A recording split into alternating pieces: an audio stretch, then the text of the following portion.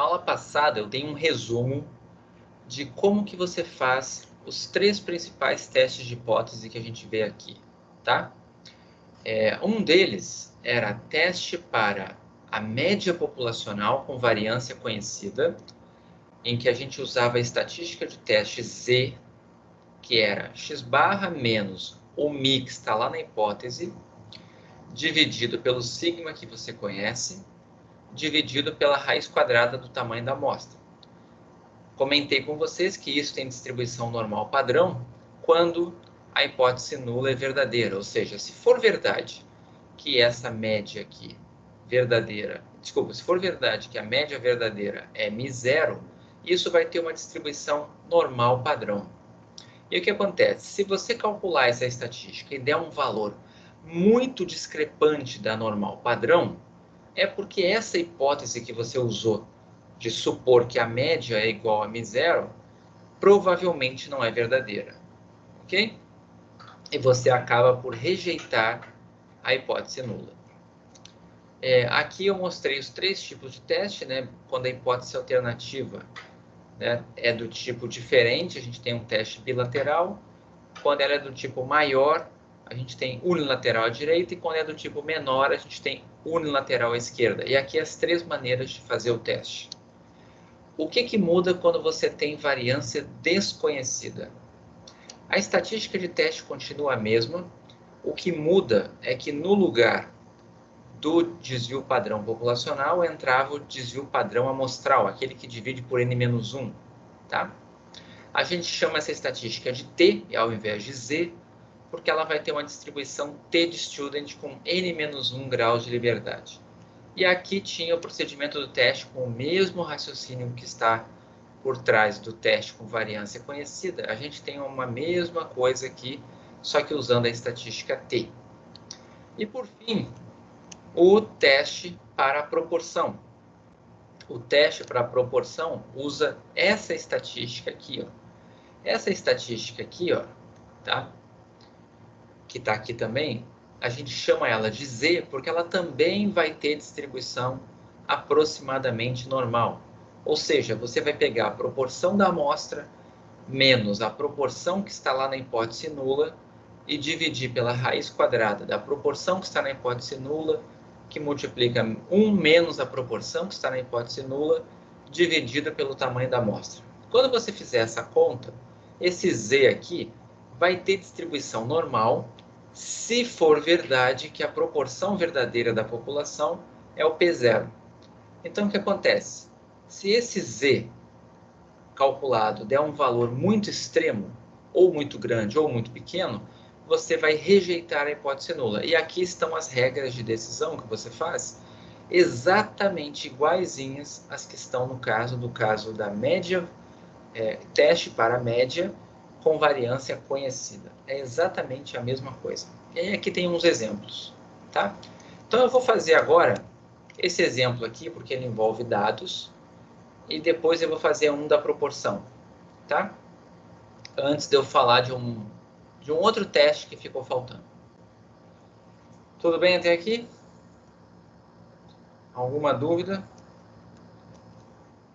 Então, qualquer coisa, por favor, me avisem aí no chat ou liguem o microfone, ok? Vamos lá, esse aqui é o exemplo 10 que eu vou fazer. Deixa eu fechar o que não precisa aqui.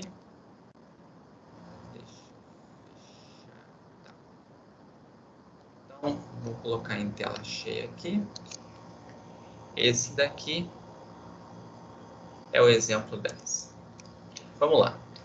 Um agrônomo afirma que a produtividade média do feijão da safra de lavouras de agricultores familiares de um determinado ano, a frase é grande aqui, né? Mas basicamente é uma produtividade média que ele está falando, né? É de 800 quilos por hectare, tá?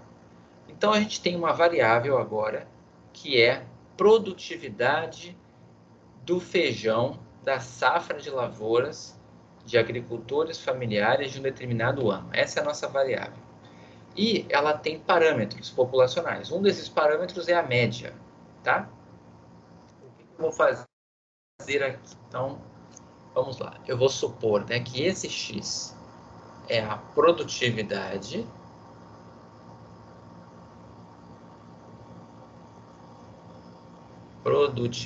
do feijão. Eu não sei a média disso, tá? Mas eu acredito, né? Acredito não, eu tenho duas hipóteses aqui. O agricultor falou que a média dessa produtividade, num ano qualquer, é de 800 quilos por hectare. Então, esta daqui é a hipótese número. Ok?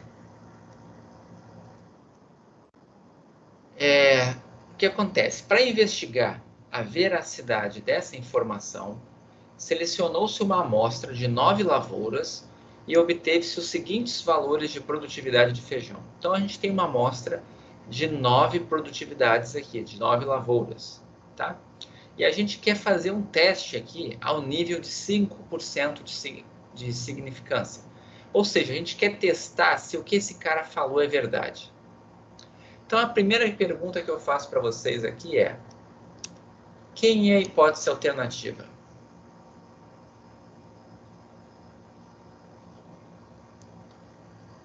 Podem escrever aí no chat, podem falar, mas quem é a hipótese alternativa desse teste?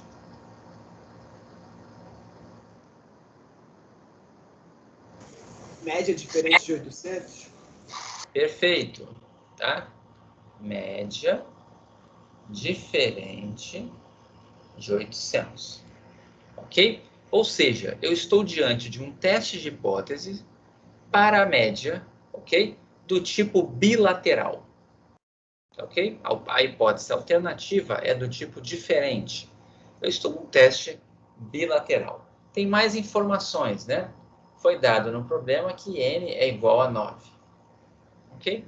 Foi dada a variância? Conheço a variância nesse problema? Digam aí, a variância é conhecida?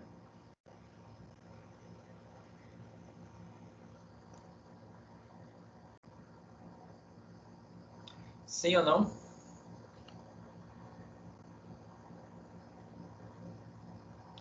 A variância não é conhecida, ok? Não foi dito. A gente só tem aqueles dados ali, mas a variância não é conhecida, tá? Então, o que acontece? O sigma 2 é desconhecido, mas foi fornecida uma amostra que vai produzir para a gente uma média amostral e uma variância amostral, certo? Então, eu vou obter esses valores, tá? Então, o que eu vou fazer aqui primeiro, eu vou deixar isso aqui, vou pegar o R, deixa só minimizar ele aqui para eu conseguir copiar os números, tá? Eu vou colocar aqui. Eu vou digitar esses números aqui, tá? Eu vou chamar de X essa variável produtividade, vou digitar aqui, tá? Então, o primeiro é 767.8, 764.1, 716.8, 750.2, 756, 692,5, 692,5, 736,1, 736,1, 7461, 7461 e por fim 7614. 7614. Pronto. Estou com as 9 observações, tá? Se eu escrever X aqui, vão aparecer as 9 observações. Vou calcular a média amostral. A média amostral é só no R eu escrever min de X. Min, parênteses, X. Vai me dar a média. E a variância. Se você não escrever nada, ele vai fazer a variância amostral. A variância amostral é aquela que divide por n-1, ou seja, que divide por 8. Ok? Então, a variância de X, 613,97. Eu vou anotar esses valores aqui. 7, 4, 3, 4, 4. Então, aqui vai ser 7, 4, 3, 4, 4. E a variância, 613,97. 613,97. Quem é, então? Bom, vou deixar assim. É só isso aqui que eu preciso no momento, tá? E vou fazer um teste de hipótese. Eu vou utilizar o teste baseado na distribuição T de student. Por quê? Porque eu não tenho variância conhecida. Então, eu estou nessa situação aqui, ó. Teste para média populacional com variância desconhecida, eu tenho que usar essa estatística de teste aqui. Ok?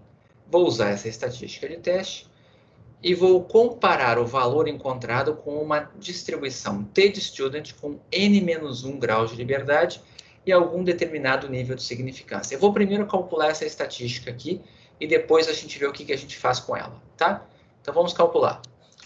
Vou colocar lá no quadro. A estatística de teste é a estatística T, certo?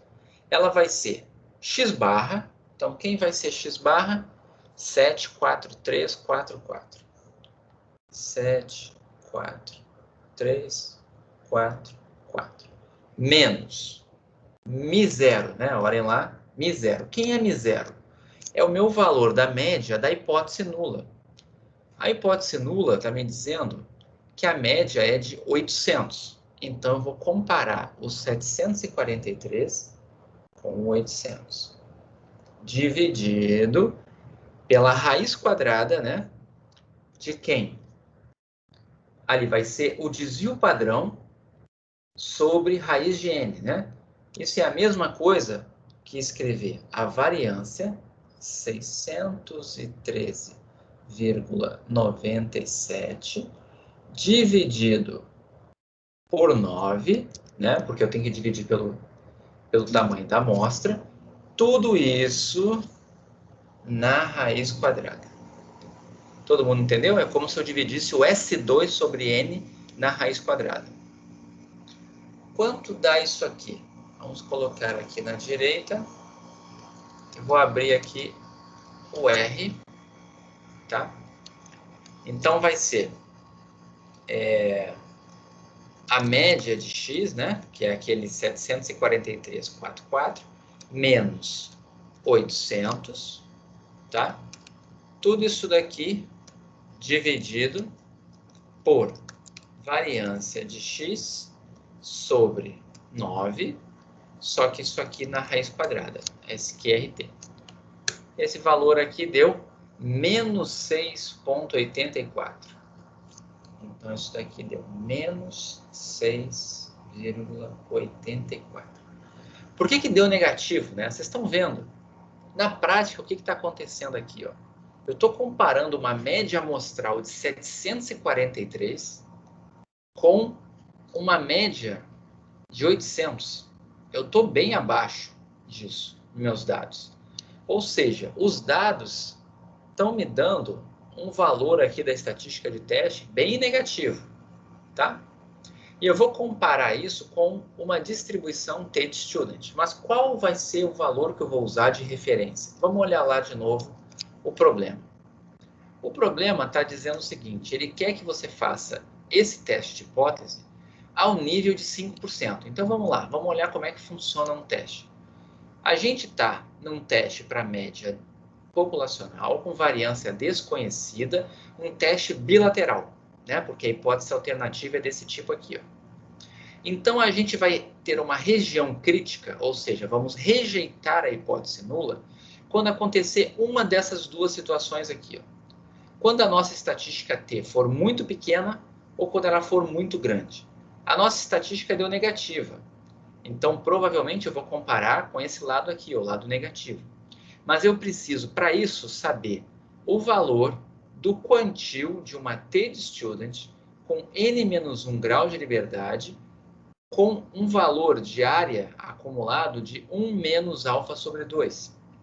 Como a gente quer 5%, esse 1 menos alfa sobre 2 é 0,975. Então, eu vou colocar aqui no quadro que a gente vai comparar essa estatística T com um valor tabelado numa T-Student com 8 graus de liberdade. Por que é 8 graus de liberdade? Porque é N menos 1. 9 observações menos 1, 8. E é o quantil de quantos por cento? 0,975. Por quê? Porque é 1 menos 0,05 sobre 2. Ok? Qual é o valor desse quantil? Eu vou pegar na tabela, porque é o que vocês estão mais acostumados, mas eu vou mostrar no R também. Então, na tabela, esse valor está aqui. Ó. Peraí, vamos abrir a T-Student.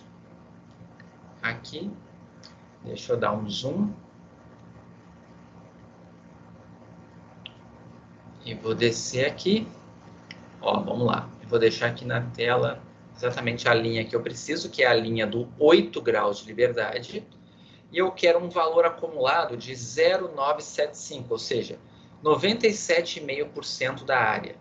O valor acumulado foi 2, o quantil, desculpe, foi 2,306. Então, vou anotar esse número aqui. 2,306. Agora eu vou mostrar para vocês o que a gente está fazendo, tá? É como se você pegasse uma distribuição T de student. Isso aqui é uma T com 8 graus de liberdade, certo? A gente sabe aqui no nosso teste, ela vai estar centrada no 0, e eu vou ter dois pontos críticos aqui. Eu vou ter o 2,306 e aqui embaixo o menos 2,306. Por que eu tenho isso?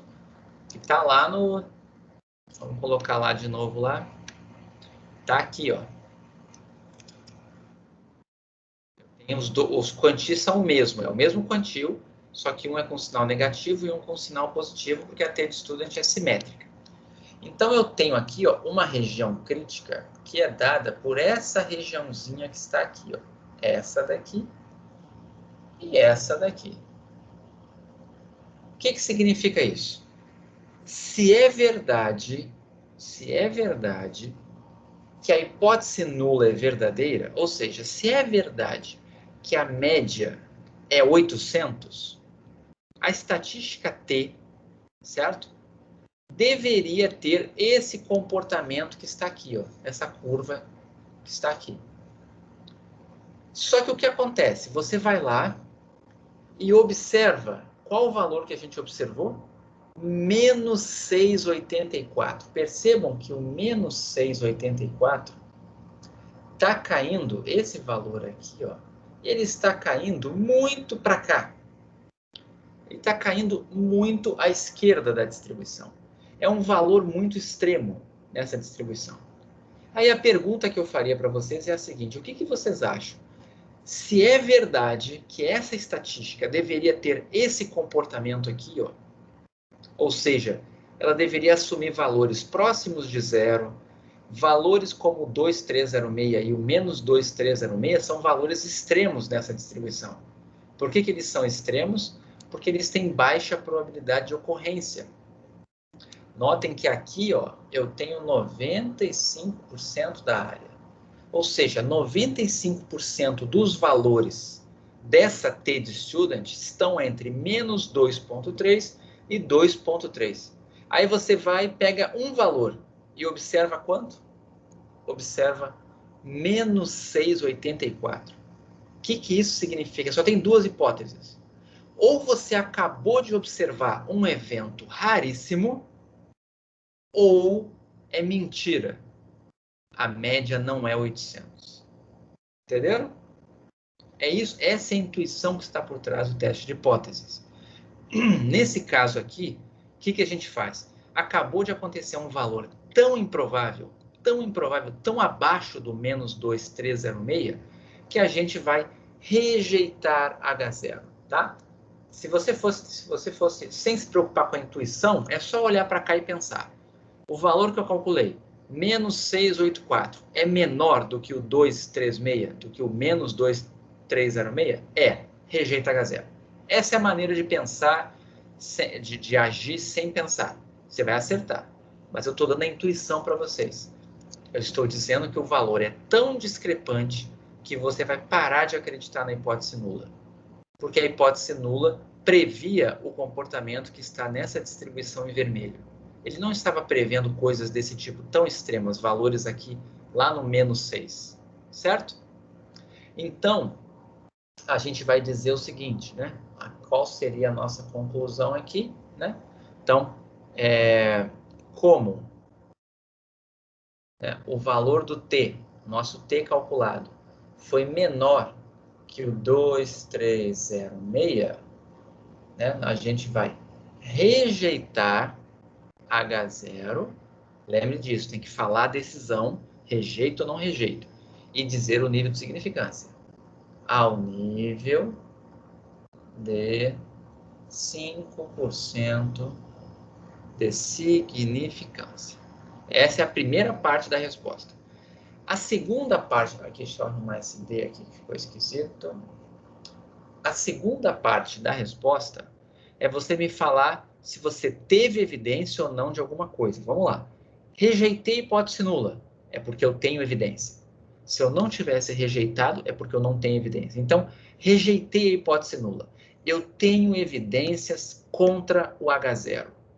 Eu tenho evidências contra essa coisa de dizer que a média é 800. Ok? Então, eu vou dizer o seguinte. Logo, temos evidências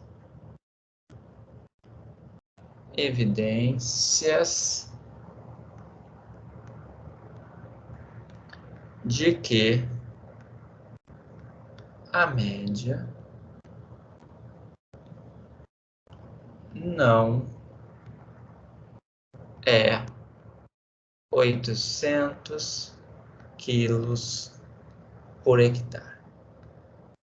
A média da produtividade de feijão das lavouras naquele ano. Ok? Todo mundo entendeu? Tranquilo até aqui? Alguém escreveu alguma coisa? Tem um não perdido lá, mas eu já não sei do que era. Espero que esteja tudo resolvido, tá, Nathan? Eu não percebi o que foi que você respondeu aí, mas espero que esteja tudo bem. Se não tiver, me pergunta de novo, tá? Acho que era alguma resposta para algo que eu perguntei, né? Espero. Bom, mas não acabou esse problema, porque tem a letra B. Então, vamos ver a letra B.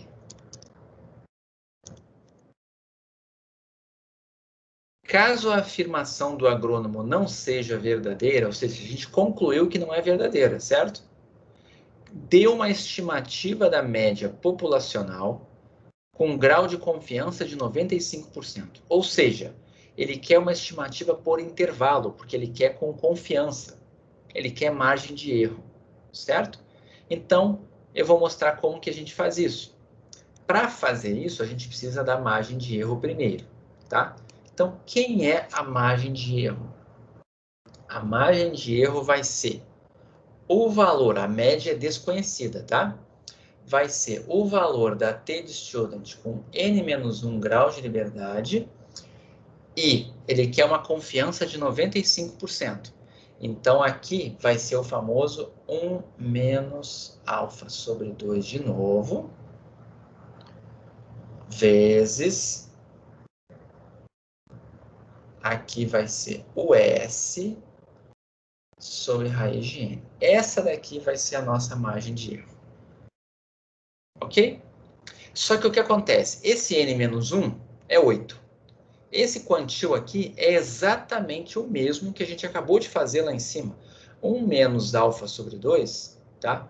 É 0,975. Ou seja, todo esse carinha aqui, ó, todo esse t que está aqui, todo esse quantil, eu já sei que é o 2,306, certo? Então, eu já vou colocar aqui que esse erro vai ser o 2306 vezes. O que vai vir ali? S, né? S é o desvio padrão amostral. Então, vai ser a raiz quadrada da variância. Então, é a mesma coisa que estava ali em cima. Eu tenho que pegar a raiz quadrada da variância sobre 9. Vamos ver quem é a variância que eu já esqueci. A variância é 613,97. Então, aqui é 613,97. Essa daqui é a nossa margem de erro. Vamos fazer ela no R e ver quanto é que dá. Eu preciso basicamente dessa parte aqui.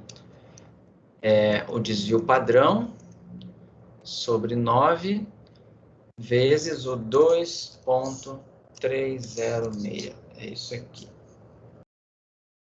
Aqui. 19,05. Vamos colocar aqui 19,05. Essa é a nossa margem de erro. Então, como vai ficar o nosso intervalo de confiança de 95%? O intervalo de confiança de 95%, ele vai ser x barra menos a margem de erro, x barra mais a margem de erro. Como que fica isso? Vamos lá. O x barra eu botei como 743,44 menos 19,05, 724,39. 724,39. E o limite superior é o 743,44 mais a margem de erro. 762,49. 762,49. Ok? Ou seja, qual é a interpretação desse intervalo? Eu tenho uma confiança de 95%. Eu vou escrever esse daqui só, tá? Para te relembrar. Temos 95% de confiança. Não usem a palavra probabilidade nem chance. Ok?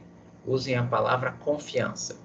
Temos 95% de confiança de que este intervalo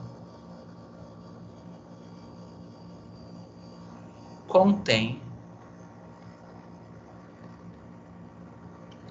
a média da produtividade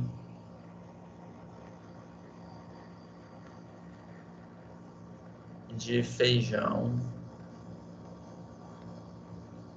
Eu vou deixar assim, mas só para a gente lembrar que é a média da produtividade de feijão das lavouras, das lavouras dos pequenos produtores rurais dessa região naquele ano. Ok? Mas o mais importante aqui é lembrar que é média. Este intervalo contém a média com 95% de confiança. Você não vai dizer que esse intervalo contém a média, porque você não sabe, você tem confiança disso. Não é probabilidade. Isso aqui tem a ver com aquela ideia que eu falei. Você confia nesse método, porque esse método que você acabou de fazer, 95% das vezes ele vai acertar. Ele vai gerar intervalos que contêm a média. Mas esse específico que você fez, você não sabe a probabilidade dele conter a média. Certo? Você tem essa confiança. É basicamente isso.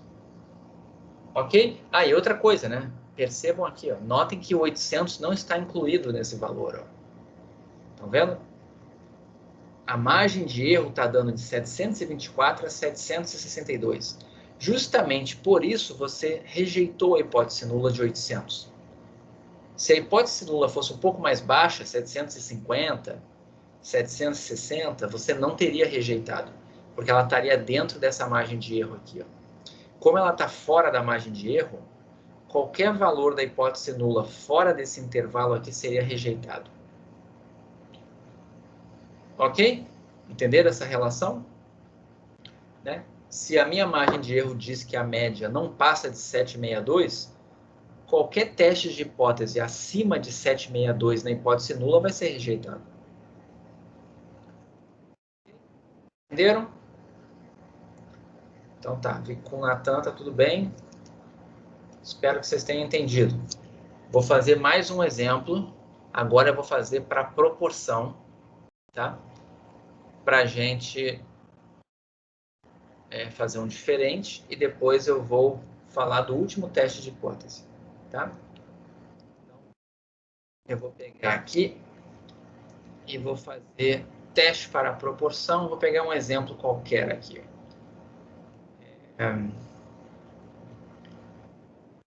pegar esse 11 aqui, que tem duas perguntas, tá? Exemplo 11.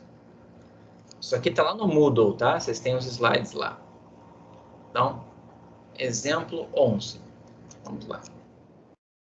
As especificações dos pentes de memória. Eu já fiz isso? Agora eu fiquei na dúvida. Alguém me lembra? Me deu agora um déjà vu aqui.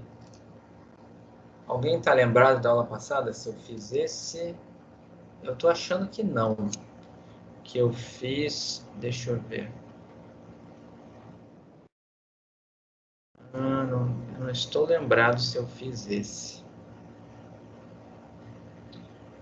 Não excede 5%. Será que eu não fiz isso? Não vou conseguir abrir o vídeo agora aqui. Eu posso fazer outro. Tá? Qualquer coisa. Alguém lembra? Fiz um parecido. Não, parecidos todos são, né? Mas vamos ver aqui. Como eu estou na dúvida, depois eu confiro, tem ainda aqui o 11, o 12 e o 13. Tanto faz. Então, deixa eu ver. Eu vou fazer o 13, então, que é bem parecido. É esse aí que eu tenho certeza que eu não fiz. Tá? Só porque eu não tenho certeza se eu fiz o 11 ou não, depois a gente vê isso. Então, eu vou fazer o 13. Pronto. A gente pode fazer, eu confiro isso e na próxima aula a gente pode, se eu não tiver feito, eu faço. Então, vamos lá, exemplo 13. Os produtores de um programa de televisão pretendem modificá-lo se for assistido regularmente por menos de 1/4 dos possuidores de televisão. Tá? Então, vamos lá. Imaginem o seguinte. Você tem um programa de televisão e você quer saber se você tem que modificar ele ou não. Certo? Se você tiver menos de 1/4 dos possuidores de televisão assistindo o seu programa, você vai modificá-lo. Caso contrário, você vai mantê-lo, ok? Você faz uma pesquisa encomendada por uma empresa especializada e 400 famílias foram entrevistadas. Vamos imaginar que isso aqui foi feito de forma aleatória e 80 assistem ao programa regularmente, ok? Com base nos dados, qual deve ser a decisão dos produtores ao nível de significância de 1%? Tá? Esse sempre gera uma certa dúvida quando você vê esse tipo de problema para saber quem é a hipótese nula. Mas vamos pensar o seguinte, né? Vocês concordam comigo que para agir, você tem um programa de televisão, ele já está no ar e você sabe que pessoas assistem. Você só vai mudar ele, vocês concordam comigo que você só vai mudar ele se você tiver uma evidência de que as pessoas não estão assistindo? Se você tiver uma evidência de que as pessoas não estão assistindo, você vai mudar esse programa. Se você não tiver evidência, você vai deixar como está. Isso seria o mais razoável de se pensar, ok? É possível fazer de duas formas aqui? Mas eu vou, pelo menos hoje eu vou fazer dessa forma. eu vou colocar aqui assim. Vamos imaginar que eu tenho uma hipótese nula e uma hipótese alternativa. As duas estão associadas à proporção. Certo? Vamos pensar o seguinte. Para eu ter evidência estatística, vamos pensar assim, se eu quiser mudar, eu tenho que encontrar evidência estatística. A única maneira de eu ter evidência estatística é sempre contra H0. Eu sempre vou fazer um teste de hipótese, onde eu vou buscar evidências contra H0. Então, a minha hipótese nula é o meu deixa como está, certo? Se eu tiver evidências contra ela, eu vou agir. Então, o que é o deixa como está nessa situação? Qual é a proporção de pessoas que assistem televisão que eu acredito que é hoje? Justamente por isso que eu mantenho o programa no ar. Qual é essa proporção? Vocês concordam que é porque eu acho que a proporção é alta? É por isso que eu estou mantendo no ar. Para eu mudar, eu tenho que ter evidência contra isso, de que pouca gente está assistindo. Certo? Então, eu vou colocar aqui como hipótese nula, tá? Que o programa é bem assistido. O que significa ser bem assistido? Nesse exemplo aqui, é garantir que esse P é maior que 1/4. Ou que esse P é maior que 0,25. Ok? Vou botar 0,25 aqui. Espera aí. É maior ou igual, né? 0,25. Na hipótese nula sempre tem que estar a igualdade. Ok? E se eu encontrar evidências contra essa hipótese, eu vou agir. E como é que eu vou encontrar evidências? Eu preciso colocar na hipótese alternativa o contrário. Igual, aqui, ó, menor que 0,25. Da forma que eu escrevi aqui, certo? Eu só vou tirar o programa do ar se eu tiver evidências contra H0.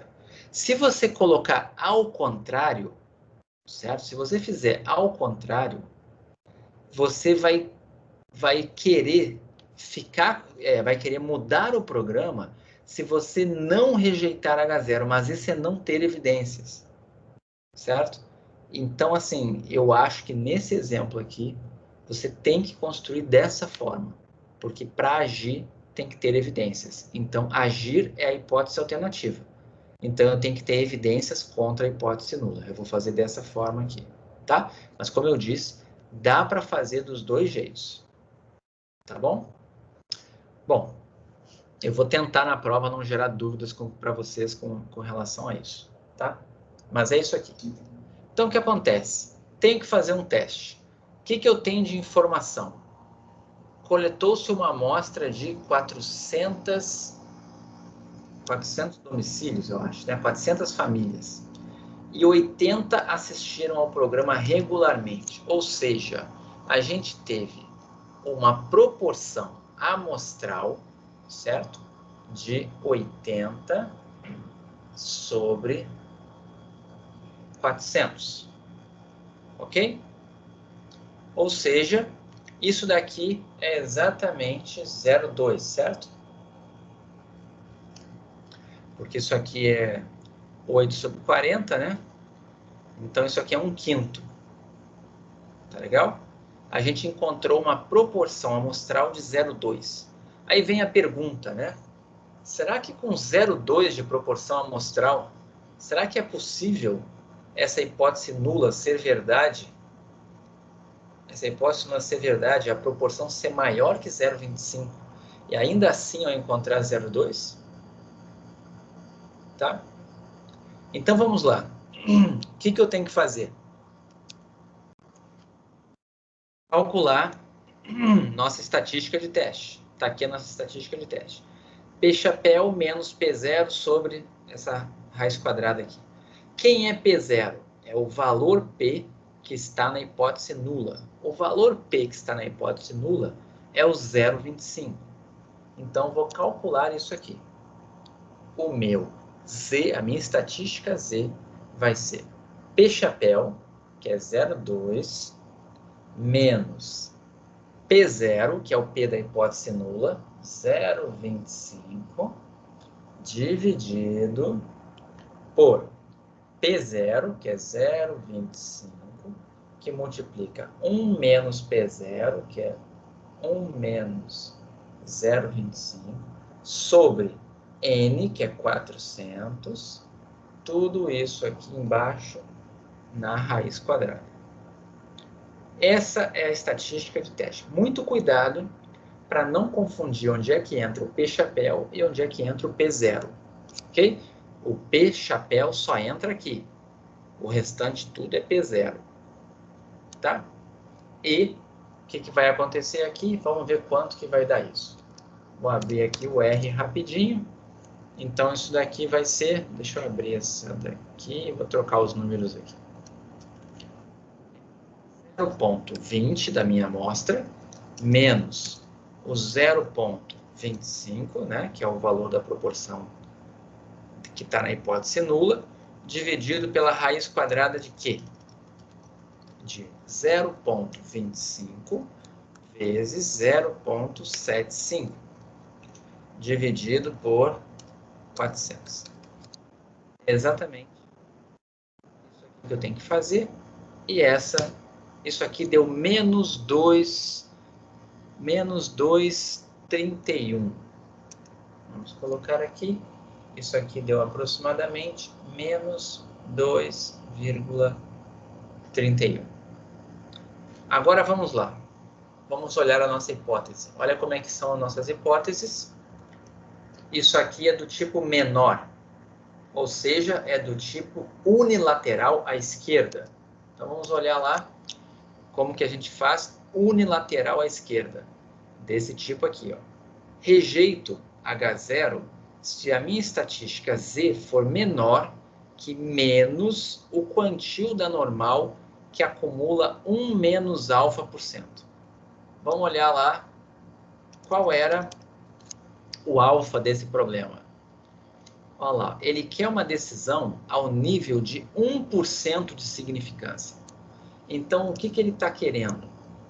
Ele quer, a gente vai ter que usar como referência o quantil da normal 1 menos alfa, ou seja, o quantil da normal de 1 menos 0,01.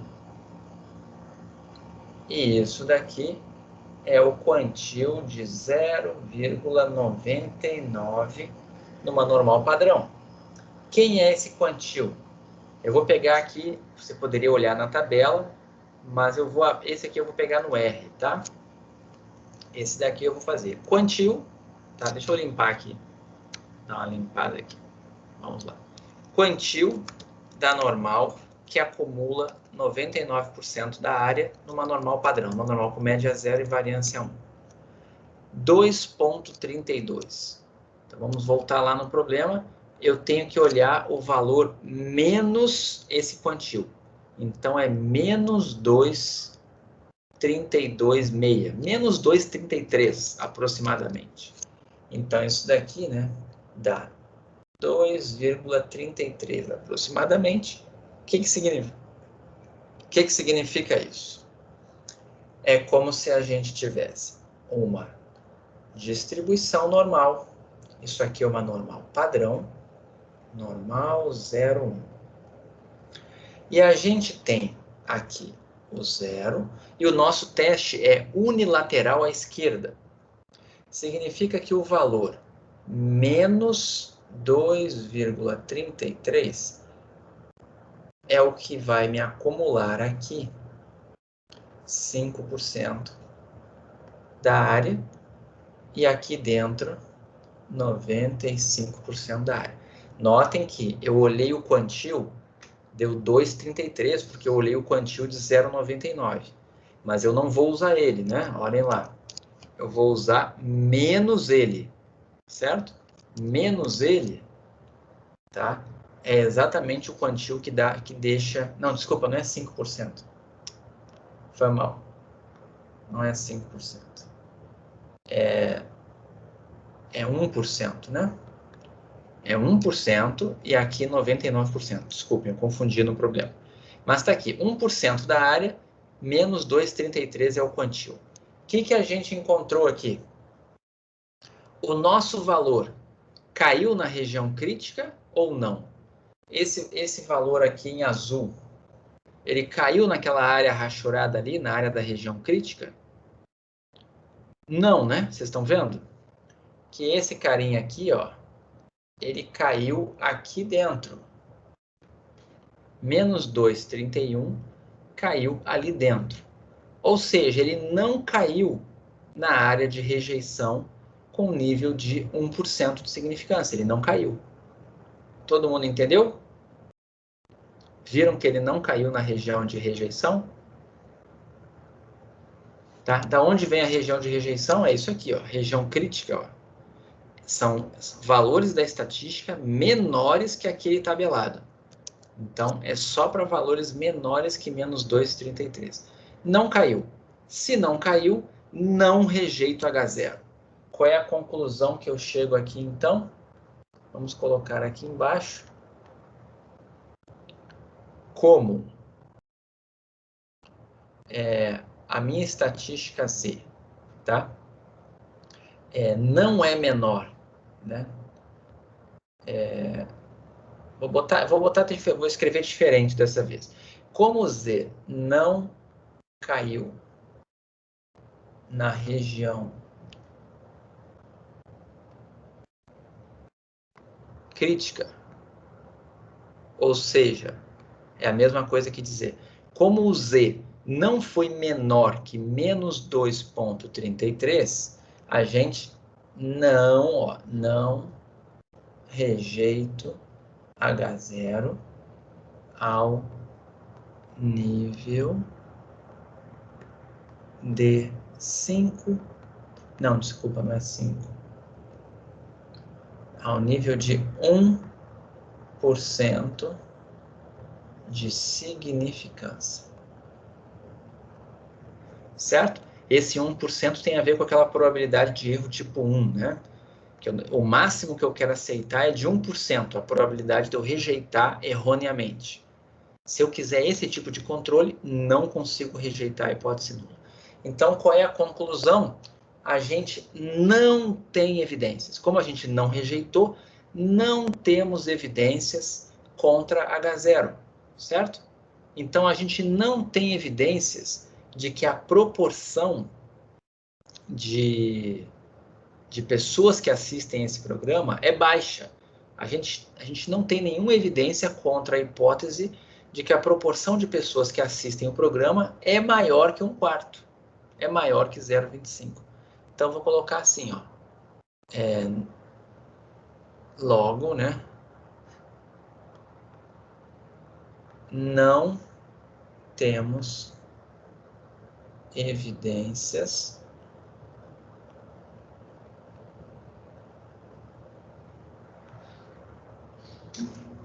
contra a hipótese de que a proporção de telespectadores,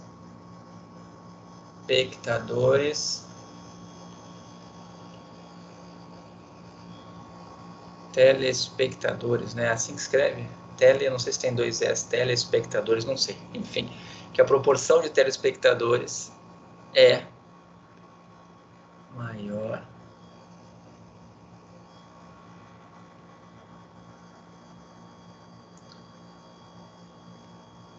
que 0,25. Ou seja, eu não tenho nada contra essa hipótese. O que isso significa na prática? O que você diria? Então, logo, vou botar o último logo aqui, né? Vários logos, né? Portanto, né? Logo, quem são as pessoas mesmo? São os produtores, né? Logo, os produtores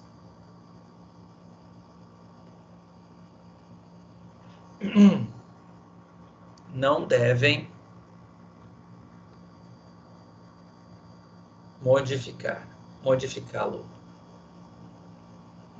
o programa. Ok? É a conclusão que a gente fez com base nesse nosso teste. Só um parêntese, tá? Esse teste foi bem rigoroso, porque a gente usou 1% de significância. Se a gente tivesse usado 5% de significância, tá? Esse valor Z aqui, ó, seria o Z de 0,95. O Z de 0,95, vou colocar lá no R. O quantil que acumula, né, 95% é o 1645. O que significa isso? O valor que a gente teria usado aqui, ó, não seria menos 2,33, seria menos 164. E nesse caso, o nosso valor Z observado teria caído na região crítica. Ou seja, com 1% de significância, a gente não consegue rejeitar a hipótese nula. Mas com 5% a gente consegue. Certo? Quanto maior o nível de significância, maior a chance de você rejeitar H0. Por que isso? Porque o nível de significância está associado com a probabilidade de errar. É o medo que você tem. O erro tipo 1, que é esse nível de significância, você pode enxergar assim. Quanto menor você bota para ele, é porque pior é a consequência caso você esteja errado e rejeite a hipótese nula. Então, nesse caso aqui, você só quer rejeitar a hipótese nula se a probabilidade de você estar errado, tá? Nesse tipo de teste, ou seja, de você rejeitar a hipótese nula quando ela é verdadeira, quando essa probabilidade for menor que 1%. Agora, se você não está tão preocupado e aceita que essa probabilidade chegue até 5% de estar errada, quando você rejeita, aí você vai acabar rejeitando mais, você vai se arriscar mais, certo? Então, o que eu estou dizendo aqui é, ao nível de 5% de significância, eles iriam rejeitar a hipótese nula e iriam mudar o programa. Mas se eles quiserem ser mais conservadores, têm medo de errar, eles vão botar 1% e não vão rejeitar a hipótese nula, porque ainda é possível acreditar que a hipótese nula é verdadeira. Tá? É basicamente isso aqui que está por trás. Todo mundo entendeu esse problema? Conseguiram aqui acompanhar como que funciona? É sempre a mesma coisa. Olha a estatística de teste, olha o valor calculado, vê se caiu na região crítica. Caiu na região crítica, rejeite. Você tem evidências. Não caiu na região crítica, não rejeite. Você não tem evidências contra H0. Certo? Tudo bem?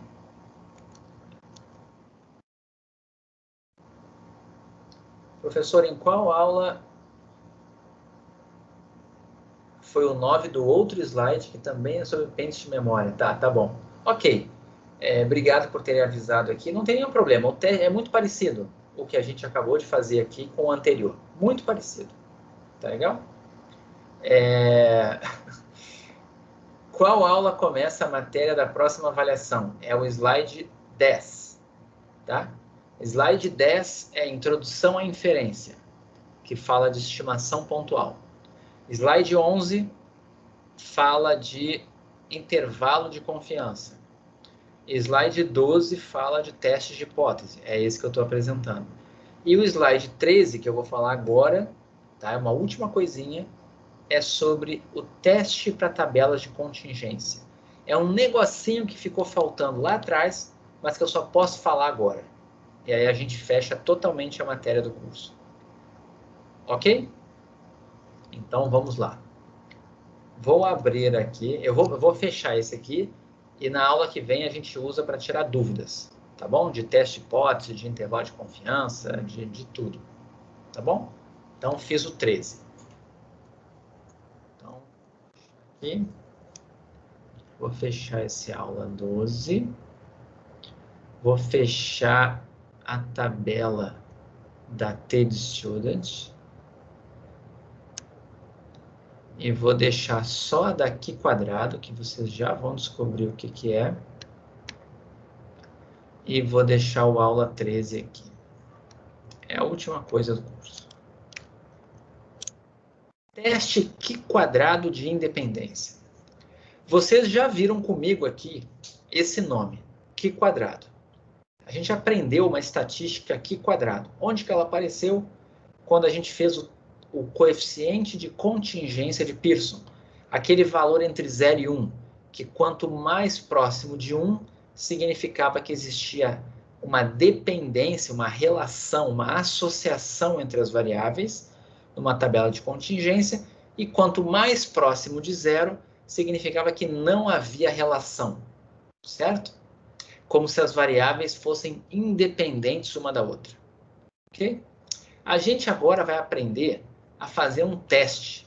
A gente tinha aprendido antes a fazer um coeficiente, mas o coeficiente é muito pouco, porque se eu falar para você assim, ó, o coeficiente de contingência de Pearson deu 0,1, e daí? Tem associação ou não tem associação entre essas variáveis? Elas são independentes ou existe uma dependência entre elas? Eu quero tomar uma decisão. E para tomar uma decisão, a gente vai utilizar o que a gente conhece como teste Q quadrado. Ok? Então é o seguinte, a gente já falou de tabela de dupla entrada, já falou de tabela de contingência, já falamos do coeficiente de contingência de Pearson e já ensinamos aqui, já aprendemos a usar a estatística Q quadrado. Lembra da estatística Q quadrado? Vou mostrar aqui, ó, essa estatística aqui, ó. Somatório das frequências observadas menos as esperadas ao quadrado sobre o esperado, e era assim que a gente obtinha os esperados. Lembram disso aqui? A gente já fez isso, tá? Só que o que acontece? Agora, a gente vai trabalhar com um teste de hipótese específico para tabelas de contingência. É um teste de hipótese em que você sempre vai escrever dessa forma aqui, ó. Hipótese nula. As variáveis são independentes. Hipótese alternativa. As variáveis são dependentes. Que variáveis? Aquelas que estão na linha e na coluna. Vou já para frente aqui pegar um exemplo. Lembram desse exemplo aqui, ó? Procedência, tá? de pessoas e grau de instrução era empregado de uma empresa, tá? 36 empregados de uma empresa. Você tinha aqui a procedência e o grau de instrução deles. Será que existe associação entre o grau de instrução e a procedência? Será que existe alguma relação ou essas variáveis não têm relação nenhuma? Certo? O que isso significa então para a gente? A gente vai criar um teste de hipótese que vai ser hipótese nula. As variáveis procedência e nível de instrução são independentes. Uma não tem relação nenhuma com a outra. Certo? Hipótese alternativa, as variáveis procedência e nível de instrução, ou grau de instrução, são dependentes. Existe uma relação entre elas.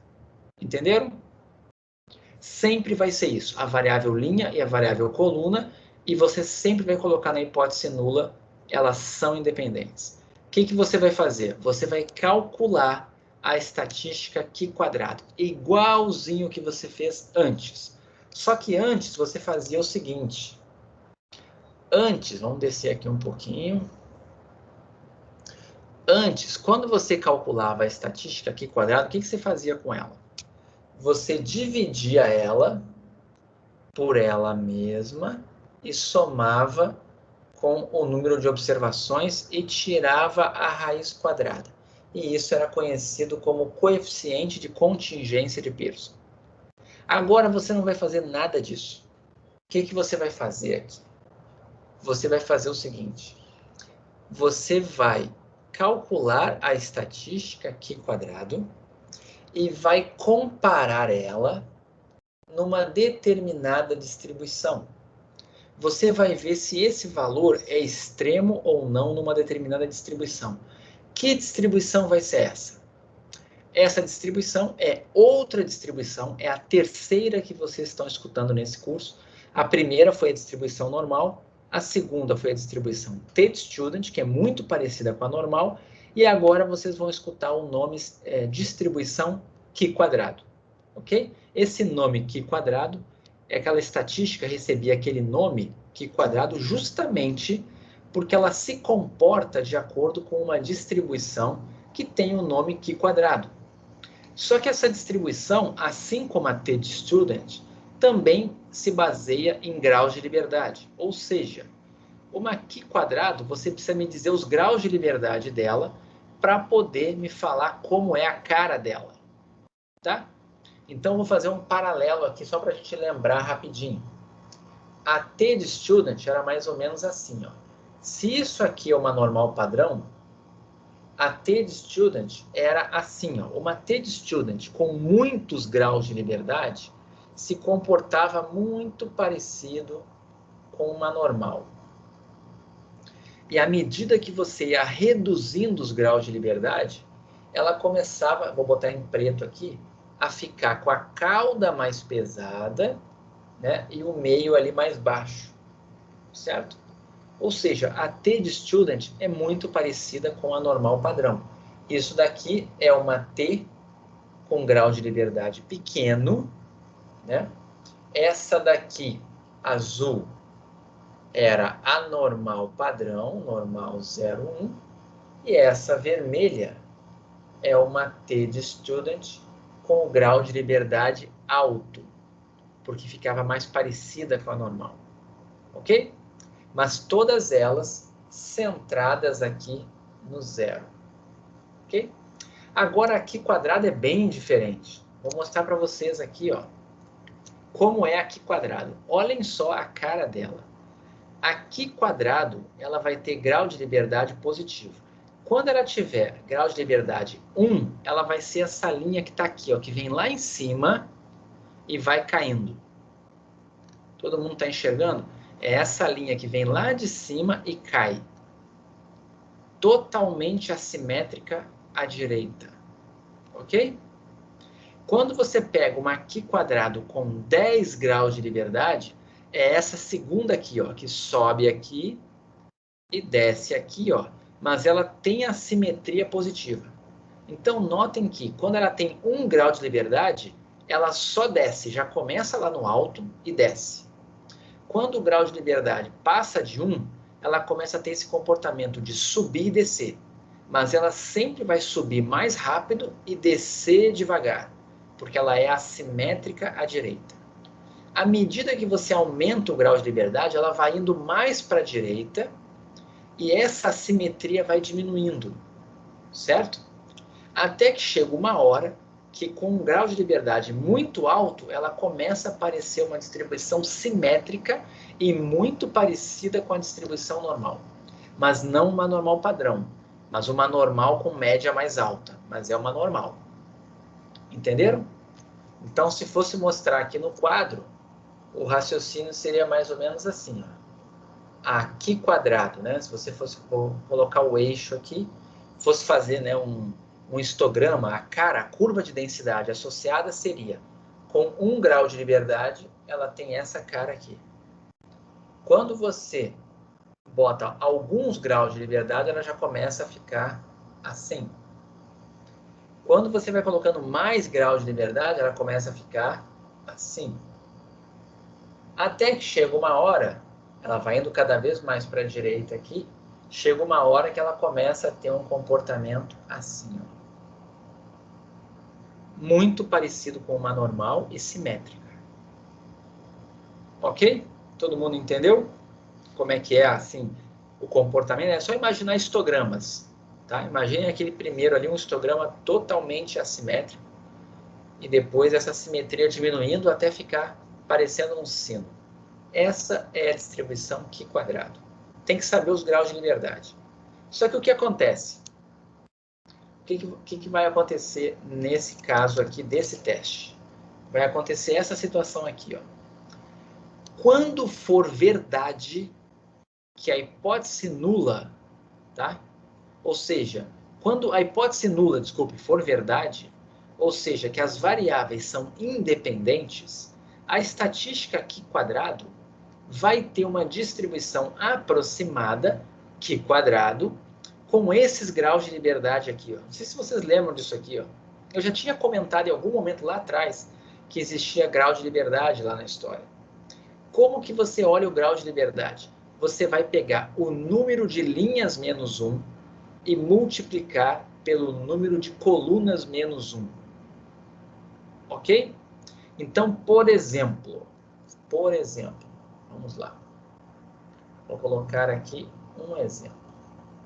Você vai e coloca hipótese nula, procedência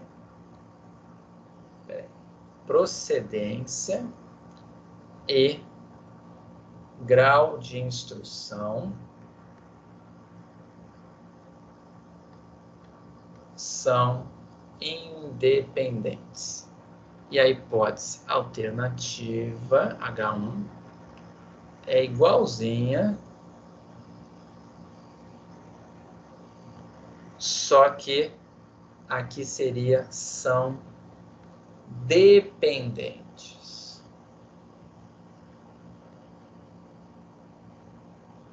Ok? Imaginem que essas são as hipóteses de vocês. Procedência e grau de instrução são independentes e procedência e grau de instrução são dependentes. Você pode escrever aqui na alternativa são dependentes ou pode escrever não são independentes. Dá no mesmo, certo? Porque se for independente, é porque não é dependente. E se for dependente, é porque não é independente. Elas são excludentes. Essas hipóteses são exaustivas. Quando não é uma, é a outra. Ok? Aí você vai e faz a sua estatística aqui quadrado. Espera aí. Volta aqui. Você pega e calcula a sua aqui quadrado. Você vai ter que comparar o seu valor com um valor tabelado. Certo? Que valor tabelado vai ser esse? Sempre vai ser um teste do tipo quanto maior eu rejeito. Sempre. Você sempre vai olhar se esse valor que você calculou é maior ou não que o quantil de uma distribuição Q quadrado com, eu já vou colocar aqui o grau de liberdade, e aqui vai ser 1 menos alfa. Vai ser sempre assim. Ok? Sempre. Sempre dessa forma aqui. Vamos olhar lá o que está no quadro. Espera aí, ó. A hipótese nula será rejeitada quando o valor da estatística Q quadrado for maior ou igual ao quantil de 1 menos alfa da distribuição Q quadrado com esse grau de liberdade. Já falo dele, tá? Quando isso acontecer, você vai ter evidência estatística ao nível de significância alfa de que as variáveis não são independentes, ou seja, você vai ter evidência de que a H0 é falsa. Ok? Evidência de dependência entre elas. Tá? Agora, vamos olhar para cá, ó, nesse exemplo aqui. Ó. Qual é o número de linhas que eu tenho? 3, estão vendo? Tenho 3 linhas. Qual é o número de colunas que eu tenho? 3. 3 colunas. Então, qual vai ser o meu grau de liberdade? Vai ser número de linhas menos 1 vezes número de colunas menos 1. Então, vai ser 3 menos 1 vezes 3 menos 1. Só que 3 menos 1 vezes 3 menos 1 é 2 vezes 2, que é 4.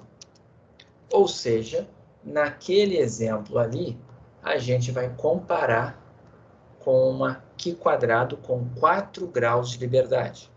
E aí, o que você vai fazer? Você vai pegar e já sabe que aqui quadrado tem essa cara aqui. Você vai separar uma área na direita de 5% e aqui... Não, desculpe, não é 5%. Na verdade, não está especificado ainda. É alfa, essa área, né? E aqui dentro a área é 1 menos alfa. E se o valor que você calculou cair nessa regiãozinha aqui, que está marcada, rejeita H0. Se cair nessa aqui, não rejeita. Ok? Vamos fazer isso então. Vamos fazer um teste. Eu vou fazer um teste exatamente nesse exemplo aqui, tá? Vou fazer o teste e vou fazer, não disse aqui o nível de significância. Isso é uma coisa importante. Se ninguém falar nada para você sobre o alfa, assume que é 5%. Se ninguém falou nada, usa 5%. É o que todo mundo faz. Tá bom? Então, eu vou fazer esse exemplo usando alfa. Então, vou colocar aqui em cima. Eu vou utilizar, nesse exemplo, um alfa de 5%. Ou seja, eu vou querer o valor da Q quadrado com 4 graus de liberdade e que acumula 95% da área. Quem é esse valor? Vou mostrar na tabela primeiro. A tabela Q quadrado é igualzinha à da T-Student, a forma de olhar. Então, vou colocar aqui a linha do 4 para a gente achar. Eu vou deixar já certinho aqui a linha do 4, ó. N aqui são os graus de liberdade, tá? Então, eu estou nessa linha aqui, ó. E vou para a direita. O que tem aqui nas colunas são as proporções acumuladas. Vamos lá, eu tenho que procurar o 0,95, ó. Cheguei aqui, ó. 0,95. O valor para 4 graus de liberdade é esse aqui, ó, 9,488. Todo mundo está vendo? Ó, olha na esquerda lá, ó, 4 graus de liberdade, coluna de 0,95, certo? 9,488. Então, esse número aqui é 9,488. O que significa isso? Significa que a gente vai fazer um teste aqui, onde eu vou colocar dessa forma aqui, ó. Aqui vai ter 95% da área, aqui vai ter 5% da área, e esse quantil aqui, ó, esse número, é o 9,488. O que eu tenho que fazer, então? Só tenho que olhar se o meu valor Q quadrado observado, tá, passa desse valor ou não. Se passar, rejeito H0. Se não passar, não rejeito H0. Vamos fazer isso? Vamos encontrar o valor da estatística Q quadrado. Vamos aproveitar e relembrar, né? Como que encontra o valor da estatística Q quadrado? Tá aqui, ó.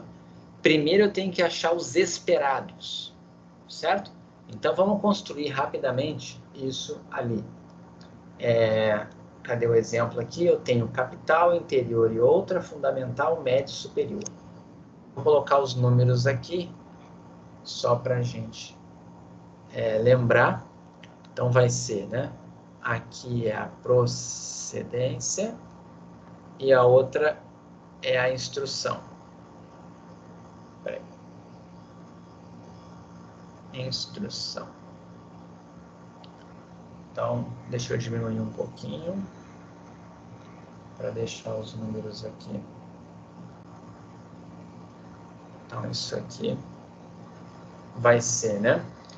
Era fundamental, médio e superior. Vou colocar aqui um fundamental, médio e superior. E a outra é capital, interior e outra. Então, aqui vai ser capital, interior e outra. Os totais os mesmos. Os totais das linhas e das colunas. Eu vou fazer os esperados primeiro, tá? Para fazer os esperados, eu tenho que fazer, né? Total da linha versus total da... Tá errado aqui, tá? Total da linha I vezes total da coluna J, tá? Isso aqui tá errado. Total da linha I vezes total da coluna J. Foi mal aqui, tá?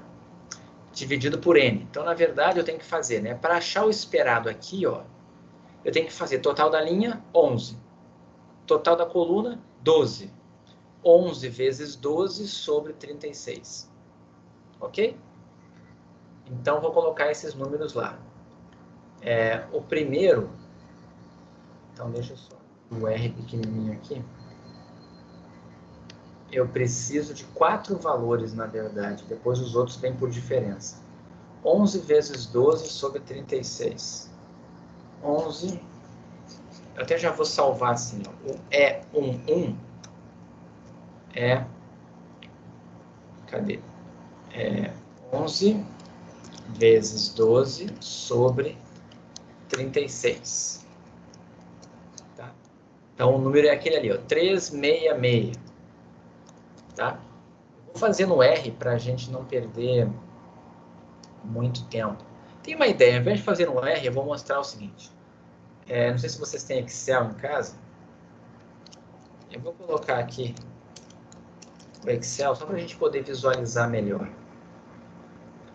Vou colocar o Excel. E aí, acho que vai ficar melhor. Deixa eu dar aqui um zoom aqui. Então, vamos lá. Eu tenho aqui, né?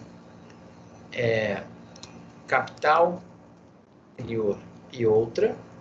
E aqui eu tenho fundamental, médio e superior. Essa é a minha tabela. Deixa eu só fechar ela aqui.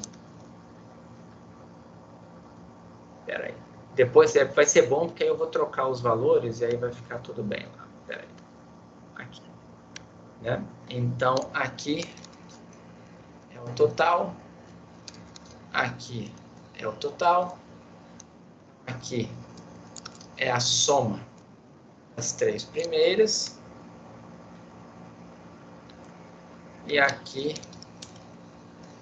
é a soma dessa coluna.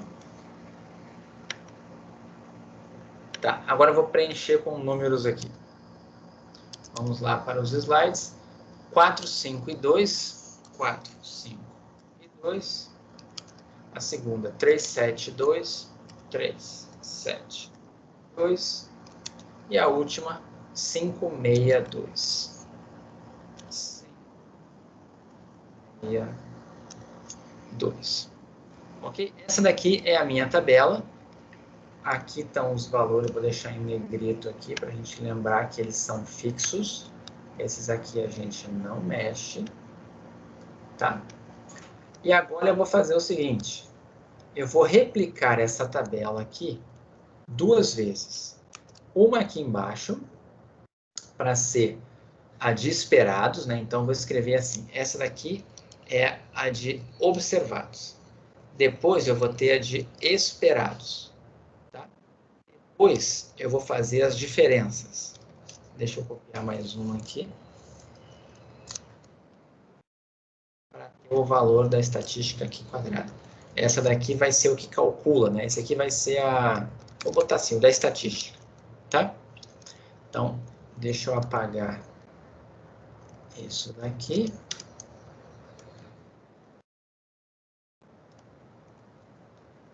E a do esperado aqui eu também vou tirar. Vamos lá, né? Para eu encontrar esse primeiro valor aqui, ó, eu tenho que fazer total da linha vezes total da coluna sobre o 36. Certo? O primeiro lá. Só que acontece, como eu vou puxar para a direita aqui, né? Eu preciso prender aqui. Deixa eu só fazer o seguinte. Como eu vou puxar para a direita, a coluna vai mexer, mas esse daqui que não vai mexer. Esse aqui. Então, deixa eu ver aqui uma coisa. Se eu puxar assim, não foi, né? Porque mudou aqui eu tenho que fazer, não muda o total da linha, não vai mudar a coluna. Então, deixa eu dar uma olhada aqui. Agora sim. Então, olhem o segundo, né? O segundo é total da linha, que é o 11, dividido pelo 18, total da coluna. Então, o que que deu aqui? Exatamente isso, ó. 11 vezes 18 sobre 36. Ok? Tá ali certinho. A mesma coisa esse terceiro aqui, ó. 11 vezes 6 sobre 36. Notem que o total continua batendo 11, ó. A soma dos esperados aqui continua dando 11. Isso não vai mudar. Só que eu tenho que descer também, né? Então, eu tenho que fazer o seguinte. Eu tenho que baixar esse aqui. Então, deixa eu só fazer o seguinte. Deixa eu puxar para a direita. E agora puxar para baixo. Vamos ver se bateu. Esse daqui, total da segunda linha, dividido pelo total da primeira coluna. Tá, bateu. Enfim, esses aqui, ó, são os valores dos esperados. Eu fiz aqui no Excel rapidinho, tá? Até vou reduzir um pouquinho as casas decimais aqui para a gente enxergar melhor. Tá? São esses números aqui. Ok? Você quer fazer, usa essa mesma forma que eu fiz aqui. Tá bom? Bom, agora o que acontece? Eu tenho que fazer a estatística aqui quadrado, né? Estatística aqui quadrado. Cadê meus slides? Aqui, ó. Eu preciso fazer observado menos esperado ao quadrado sobre esperado. Vamos fazer isso, então. O que vai ser a primeira célula aqui, então? Vai ser, né, igual a observado. Quem é observado é a primeira célula, menos o esperado ao quadrado. Então, esse acento circunflexo 2. E vou dividir isso tudo pelo esperado, que é essa célula aqui, ó, o B8, né? Então, só para garantir que ele fez certo aqui, eu vou botar um parênteses aqui, Pronto. Fiz isso aqui, o bom do Excel é que agora eu só puxo, né? Vou puxar para a direita e vou puxar para baixo. Olha quanto é que deu. Vejam o seguinte, ó. Comparem essas frequências que estão aqui, ó. 4 foi a frequência que eu observei. 367 é a frequência que eu deveria ter observado se as variáveis fossem independentes. Olha a segunda. 5 foi o que eu observei. O que eu deveria ter observado se elas fossem independentes? 5,5. Vocês estão vendo que está parecido? 2 aqui foi o que eu observei. 1,83 foi o que eu deveria ter observado. Certo? Ou seja, essas diferenças aqui, ó, quando eu somo elas, a soma disso aqui tudo, que é esse 0,66142 aqui, é exatamente o valor da estatística aqui quadrado. 0,66142. Todo mundo entendeu? Isso aqui é uma maneira de fazer... Ah, você também podia fazer o coeficiente de contingência de Pearson, né? Como é que faria o coeficiente de contingência de Pearson? É só você fazer, né, a raiz quadrada. Então, vai ser a raiz do quê? Do valor do Q quadrado dividido pelo valor do Q quadrado mais n, que é 36, fecha parênteses, fecha parênteses. Olha quanto é que dava o coeficiente de contingência de Pearson, né? Esse daqui era o coeficiente C. Coeficiente de contingência de Pearson, 0,13. Ok, tinha associação fraca, mas isso é significativo? Tem evidências de que essas variáveis aqui têm algum grau de dependência? Vamos olhar, o valor calculado deu 0,66. Vamos voltar lá para o... Então, isso aqui a gente já fez, né? Deixa eu botar aqui em cima. A gente estava aqui, ó. Olha quanto é que deu o valor do valor tabelado da estatística aqui quadrada. 9,488. Quanto é que deu o nosso valor? O nosso valor deu 0,66. Ou seja, a gente caiu aqui, ó. Todo mundo entendeu? O 0,66 caiu aqui, ó. Ou seja, ele não caiu na região de rejeição. O que significa isso, então? Isso significa que nós não rejeitamos a hipótese nula. Ou seja, olhem lá em cima, a hipótese, procedência e grau de instrução são independentes. Então, como é que você iria concluir aqui? Primeira coisa é sobre a rejeição, né? Logo, né, como o valor calculado da estatística aqui quadrado foi menor que o 9,80 alguma coisa, que era o valor tabelado, né? Esse aqui, ó, 9,48, como foi menor, então você vai dizer, logo, como o valor calculado foi menor que o valor tabelado, não rejeito H0 ao nível de 5% de significância. Qual é a conclusão, então? Não rejeitei, não tem evidências. Então, não tenho evidências contra a hipótese de que as variáveis procedência e grau de instrução são independentes. Ok? Você até poderia também dizer, não tem evidências de dependência entre as variáveis procedência e grau de instrução. Mas o mais importante é dizer que você não tem evidência. Entenderam? Ou seja, é um complemento do que a gente tinha feito antes. A gente já tinha aprendido a calcular a estatística Q quadrado, mas não sabia concluir, certo? Então, eu vou escrever só para registrar aqui, para ficar no vídeo, tá? Que a gente tem as duas conclusões aqui. Primeiro, né? Logo, não rejeito H0 ao nível de 5% de significância, porque não caiu na região crítica, porque o valor calculado, 0,66, foi menor, ao invés de maior, do que o valor tabelado. Então, né, vou botar aqui, portanto, não temos evidências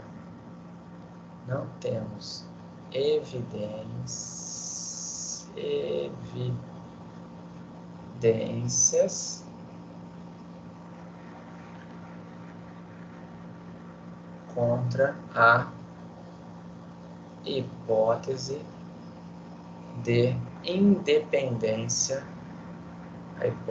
de independência, entre as variáveis, só um pouquinho, saiu um ia mais aqui, as variáveis estudadas.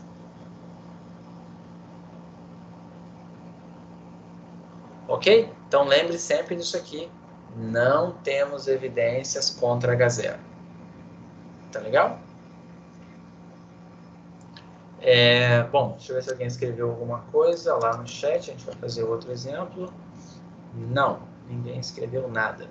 Então vamos fazer um outro exemplo que eu acho que tem a relação aqui, tá? Vamos lá. Faça o teste quadrado, esse aqui a gente já fez. Esse daqui, lembra de economia e administração? A gente fez esse exemplo e a gente viu que o coeficiente de contingência de Pearson era pequeno. A gente concluiu que parecia não ter associação entre essas variáveis, tá? Mas tinha um aqui de física e ciências sociais que parecia ter. E a gente também fez um sobre baixo peso ao nascer e hábito tabágico da mãe. Eu vou fazer todos esses aqui agora usando o Excel, tá? Então, eu vou fazer o seguinte. Eu vou lá para o Excel e vou ficar só com uma parte da tabela aqui, tá? Eu vou apagar, eu vou desconsiderar isso, tá? E isso aqui, e vou desconsiderar também a primeira linha.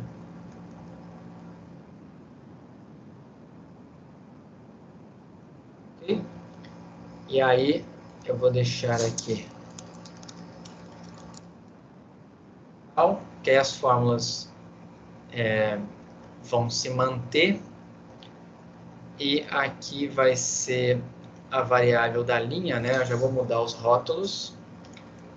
E aí aqui eu preciso apagar também, então deixa eu apagar.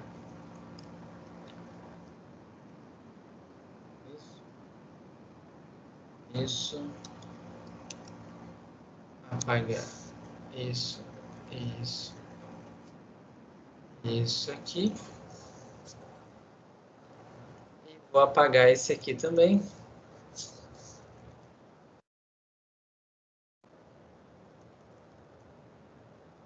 Eu apaguei tudo aí em cima, apaguei, né? Apaguei. Ctrl X, Ctrl V. Pronto, agora ficaram só tabelinhas 2 por 2. Ok? O bom é que eu só vou trocar os 4 primeiros números, ele vai fazer toda a conta para mim. Tá? Então tá tudo prontinho aqui para calcular. Vamos fazer o segundo aqui. Associação entre sexo e carreira de 200 alunos de economia e administração. Tá? Então, nesse exemplo aqui, quem é a hipótese nula?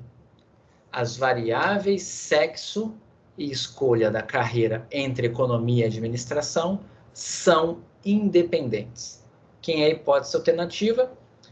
As variáveis sexo e escolha da carreira entre economia e administração são dependentes ou não são independentes. Tanto faz. O que importa é que na hipótese nula é independência e na hipótese alternativa é a relação, é a dependência entre elas. Ok? Vou colocar os números.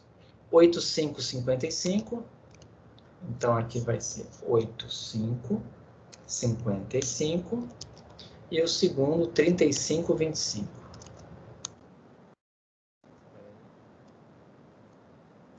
35, 25. Tá aqui, ó. Essa é a tabela dos dados, os observados. Certo? Tá igualzinho lá no problema. O que são os esperados? São esses aqui, ó. As fórmulas já estão feitas, ó. Então, por exemplo, da onde veio esse número 84 que está aqui? É total da linha 1, 140, vezes total da coluna 1, 120, dividido por 200. Ok? Vou até clicar aqui para vocês enxergarem. Está fazendo ó, 140 vezes 120 sobre 200. Ok? Quem é esse daqui, por exemplo, esse 24? É o 60 vezes 80 sobre 200. Por quê? Porque ele é o E22. E22 é o esperado da linha 2, coluna 2. Então, vai ficar total da linha 2 vezes total da coluna 2 sobre N. Ok? E, por fim, ó, deem uma olhada aqui. Ó, olha só os observados, 85. Olha o esperado, 84. 55, 56. 35, 36. 25, 24. Está muito próximo isso aqui. Certo? Isso aqui está bem próximo. Ou seja, provavelmente a estatística de Q quadrado vai dar baixa. Vamos ver ali embaixo. Olha quanto é que deu a estatística de Q quadrado. 0,099. Quando faz o coeficiente de contingência de Pearson, 0,05. A gente já tinha feito isso e concluímos que não havia, né, uma associação forte entre essas duas variáveis. E agora, vamos olhar, esse número aqui eu tenho que comparar esse Q quadrado aqui com um valor tabelado. Qual vai ser o valor tabelado que eu vou olhar? Vamos lá para o quadro. Então, no segundo exemplo, ó, eu preciso do quê? Vou descer aqui. No segundo exemplo, eu tenho que pegar a estatística de Q quadrado para comparar, né? Tem um certo grau de liberdade, e aqui eu vou usar 5% em todas, tá? Então, vai ser 0,95 em todas. Qual vai ser o grau de liberdade? Vamos lá. Olhem para cá. Quantas linhas tem? 2. Quantas colunas tem? 2. Quantos graus de liberdade eu vou ter, então? É número de linhas menos 1 vezes número de colunas menos 1. Ou seja, 2 menos 1 vezes 2 menos 1. Ou seja, 1 vezes 1, que dá 1. Certo? Então, uma primeira lição aqui para vocês. Sempre que a tabela de contingência for 2 por 2, basta você lembrar disso aqui. Vai ser uma Q quadrado com 1 grau de liberdade. Então, como que vai ser a cara dela? Ela vai ter essa cara aqui, ó. É uma distribuição que vem caindo assim, certo? Ela nunca toca o zero, mas você vai reservar aqui. Eu vou deixar 5% na direita e 95% aqui. Quem é esse quantil? Quem é o valor que separa 95% abaixo dele e 5% acima, quando eu tenho 1 grau de liberdade? Vamos olhar na tabela. Cadê a tabela? Vamos olhar a tabela, está aqui. Olha só, 1 grau de liberdade é a primeira linha da tabela. Primeira linha da tabela, coluna do 095. Olha quanto é que dá. É esse número aqui, ó. Eu vou deixar ele em amarelinho aqui. Todo mundo entendeu? O valor que acumula 95% da área numa Q quadrado com 1 grau de liberdade é o 3841. Isso significa, então, que esse número aqui, ó, é o 3,841. Entenderam? O que eu tenho que fazer agora? Eu só preciso olhar se o meu valor calculado aqui, não é esse aqui, tá? Não é o coeficiente de contingência de Pearson. É a estatística aqui quadrado. Deu 0,099. Esse valor aqui caiu aonde? Esse valor caiu aqui, ó. Vou até colocar uma setinha aqui. Ele caiu por aqui, ó. Bem no comecinho. Não caiu na área de rejeição. Certo? Como ele não caiu na área de rejeição, qual é a minha conclusão? Logo, não rejeito H0 ao nível de 5% de significância. Qual é a conclusão que eu tenho disso, então? Não tenho evidências contra a hipótese de independência entre... Cadê? Peraí. Entre o sexo e a escolha da carreira entre economia e administração. A princípio, para mim, eu não tenho nada que me diga que existe alguma evidência de que elas são dependentes uma da outra, que o sexo e a escolha da carreira têm alguma relação. Tem nada que me diga isso olhando os dados. Provei que elas são independentes? Não, eu não provei. Lembrem, eu não rejeitei H0. Então, eu não tenho nada contra H0, mas eu não tenho também nada a favor, eu não tenho evidência a favor disso. Eu só não tenho evidência contra. É diferente. Tá? Lembra aquela história, né? Eu estou inocentando a hipótese nula por falta de provas contra ela. Eu não tenho provas de que ela é verdadeira. Eu apenas não achei nada contra. Ok? Vamos ver o próximo. O de física. Vamos fazer o de física aqui rapidinho. 140, 20, 40. Vou trocar os números aqui. 140, 20, 40. 140, 20, 40. Esses foram os dados para estudar a relação entre, vamos olhar lá, sexo e escolha da carreira entre física e ciências sociais. Nesse caso, os esperados estão aqui, ó. São os mesmos esperados de antes, porque os totais de linha e coluna não se alteraram. Então, os esperados são os mesmos de antes. Mas olha a diferença agora. 100 foi o que eu observei aqui. Quanto que eu deveria ter observado? 84, se elas fossem independentes. Isso está bem longe, né? Eu vou ter que pegar a diferença disso, elevar ao quadrado e dividir por 84. Isso vai dar uma diferençazinha. Quando eu calcular a estatística aqui quadrado, olha quanto é que dá. 25,39. Olha quanto é que dá o coeficiente de contingência de Pearson. 0,64. Lembrem que esse coeficiente aqui, ó, varia entre 0 e 1. Isso aqui significa uma associação bem forte entre as variáveis. E esse 25 aqui, eu tenho que comparar com quem? Com qual valor que eu tenho que comparar esse 25 aqui? Com uma Q quadrado com quantos graus de liberdade? Me digam aí.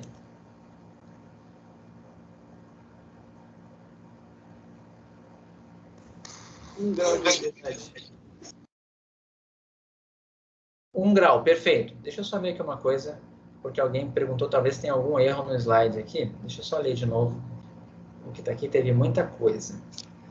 Na aula de associações de variáveis qualitativas, o estado da estatística de Q quadrado, o correto seria relativizar com o resultado dos extremos. Ok.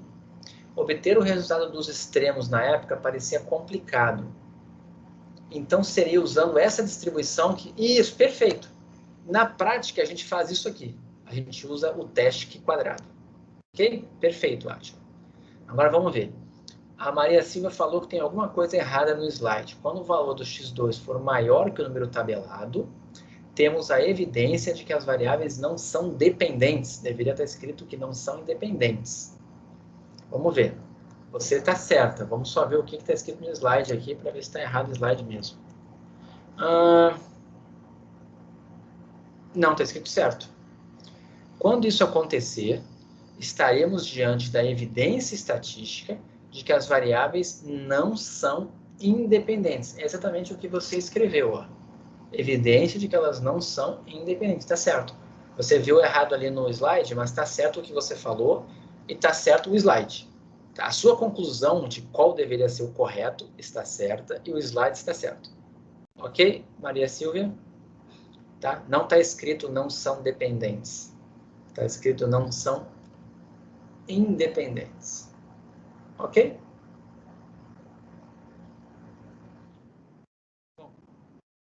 Alguém me respondeu também ali, Natan, que é 1 grau de liberdade, ou seja, é o mesmo valor de antes, é o mesmo 3.841, é o mesmo valor. Aqui quadrado com 1 grau de liberdade, que acumula 95% da área. Só que agora, olha quanto é que deu o valor da minha estatística. 25. Onde que eu estou, gente?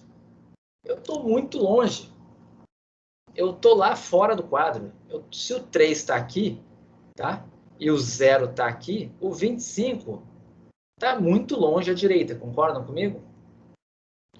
Caiu muito na área de rejeição. O que significa isso, então? Como é que você vai concluir? Logo, como o valor tabelado, como o valor calculado da estatística aqui quadrado excedeu o valor tabelado, né, de 3.841, rejeito a hipótese nula ao nível de 5% de significância.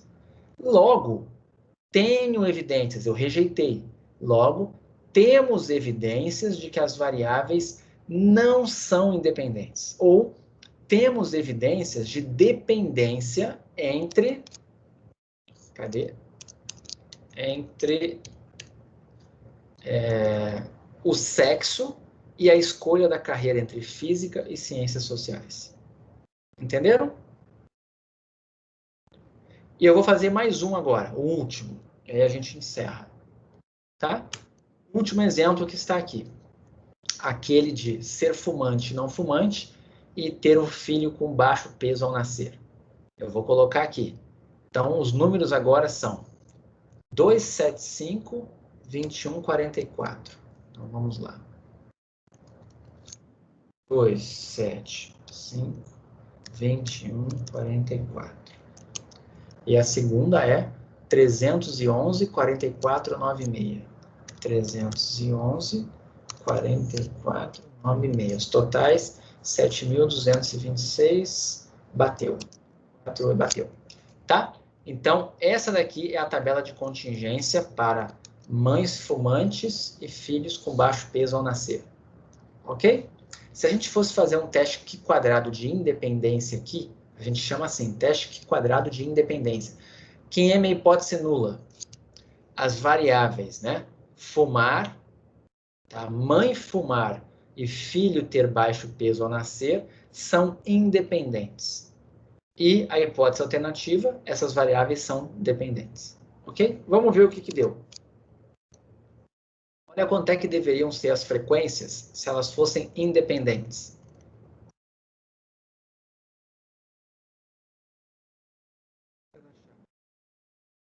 Próximo. Não está muito não, né? Como não está muito próximo, o que significa isso quando você fizer a diferença para fazer estatística aqui quadrado? Olha quanto é que dá. 51. Olha quanto é que dá o coeficiente de contingência? 0,76. Quantos graus de liberdade eu tenho que olhar na Q quadrado? De novo, é 2 por 2. É 1 grau de liberdade. De novo, eu estou no 3. Vamos para o quadro. De novo, eu estou no 3.841. Só que agora, ao invés de dar 25, como deu no anterior, deu 51. Ou seja, eu estou mais distante ainda. Certo? De novo, eu caí na área de rejeição. Então, o que a gente vai concluir? Vamos olhar lá os dados, eu vou concluir. Logo, como o valor da estatística Q quadrado, que deu 51, é maior do que o valor tabelado, né, que é de 3,8 alguma coisa, rejeito a hipótese nula ao nível de 5% de significância. Ok? Logo, né, existem evidências de associação, existem evidências, né, de que as variáveis mãe fumar e filho ter baixo peso ao nascer não são independentes. Ou você pode dizer que tem evidência de associação entre mãe fumar e filho ter baixo peso ao nascer. O que importa é que você acabou de encontrar evidência estatística de isso aqui não aconteceu ao acaso. Que essas coisas parecem ter relação. Entenderam? E agora eu consigo afirmar as coisas. Antes eu só tinha um teste, eu só tinha um coeficiente, né? A gente ficava lá com coeficiente. Tem uma associação forte. Mas será que isso é verdadeiro? Será que isso aí foi as mães daquele ano? Mas se fossem mães de outros anos, se isso fosse considerado uma amostra de mães do mundo inteiro, será que eu poderia dizer que tem associação? Entendem? Então, esse aqui foi o valor que a gente obteve, que é bem extremo. Outra coisa interessante, só para a gente encerrar a aula, tá? O valor 51 está tão distante, mas tão distante, olhem lá, vamos ver aqui, está tão distante. Vocês concordam que eu poderia ter usado outro nível de significância? Eu poderia ter reservado para a direita uma área menor, certo? Até quanto eu poderia ter reservado? Vamos olhar lá. Eu vou pegar a tabela. Olhem aqui na tabela daqui quadrado. Com 5% de significância, eu tenho que olhar o quantil de 95%. O valor é 3,8. Se eu pegasse 2,5% de significância, o valor era 5. Se eu pegasse 1% de significância, o valor era 6. Se eu pegasse 0,5% de significância, o valor era 7,8. Acabou a tabela. Eu vou pegar o R, tá? Para vocês olharem aqui. Eu vou mostrar para vocês qual é o nível de significância que você poderia ter usado. Eu vou colocar aqui, ó. Eu vou fazer, ó, quantil da Q quadrado, que é Q square, tá? Q square. Eu vou colocar aqui, por exemplo, se eu colocasse... Não tenho uma ideia, eu vou achar o valor exato. Eu vou pegar qual é a área que eu tenho depois, 1 menos Pquisk de 51. 50, qual é o valor? Cadê o Excel? 51,8. 51 ponto... Vai dar erro aqui no R, vai dar que esse valor é 0. Olha só isso daqui, gente. Esse número aqui, se eu fizer 100 vezes ele, para dar em percentual,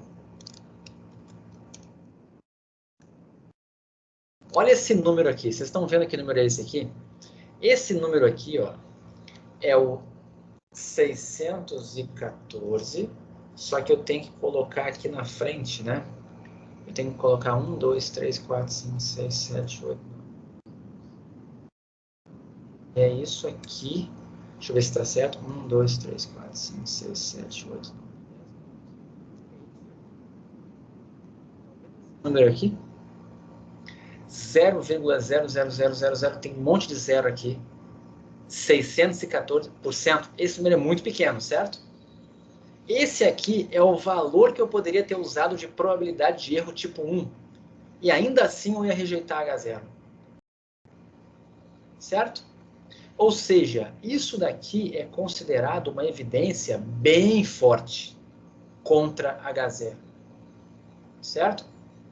Se eu utilizasse esse tipo de nível de significância aqui, ó, essa probabilidade de erro tipo 1, eu teria uma probabilidade quase zero de errar, ok? Ao rejeitar H0. E eu rejeitei. Ou seja, é muito improvável que eu esteja errado. É muito improvável que as variáveis mãe fumar e o filho ter baixo peso, tá, sejam totalmente independentes. Obviamente que baseado na minha amostra, baseado que essa minha amostra é uma amostra aleatória, que isso aqui não é um experimento tendencioso, cheio de vícios, cheio de erros não amostrais, enfim. Ok? Entenderam a a ideia aqui do que eu acabei de mostrar? Eu poderia ter usado um nível de significância quase igual a 0 e ainda assim eu teria rejeitado a hipótese nula. Tá? Naquele do 25, né? Vamos ver aqui naquele do 25. O anterior tinha dado 25, né? No anterior, ainda assim é grande, ó. Tem 5 zeros aqui antes do 5. Tá? É bem pequeno o número. Mas, enfim, em qualquer caso, são evidências fortíssimas.